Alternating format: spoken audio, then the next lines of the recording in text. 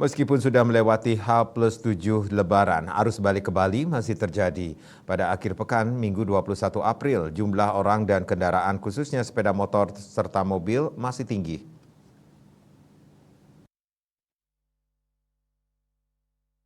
Mobilitas orang yang masuk ke Bali ini diperkirakan merupakan sisa dari jumlah pemudik yang belum kembali.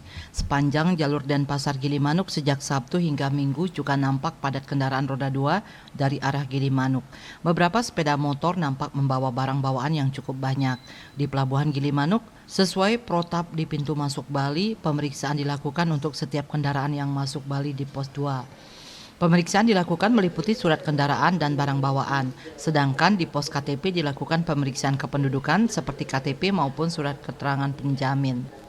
Petugas akan memulangkan warga yang tidak membawa KTP maupun surat penjamin dari pihak pemberi kerja di Bali. Pemeriksaan melibatkan petugas gabungan dari Dinas Kependudukan, Satpol PP, dan TNI di Terminal Gilimanuk. Posko data ASDP mencatat terhitung mulai 3 April 2024 atau H-7 hingga 18 April 2024 atau H+7, Ketapang Gilimanuk merupakan lintas terpadat kedua dari 8 lintasan penyeberangan selama angkutan lebaran di Indonesia. Penyeberangan Gilimanuk Ketapang Gilimanuk selama Angleb itu dengan jumlah total penumpang mencapai 1,17 juta orang dan 314.000 unit kendaraan.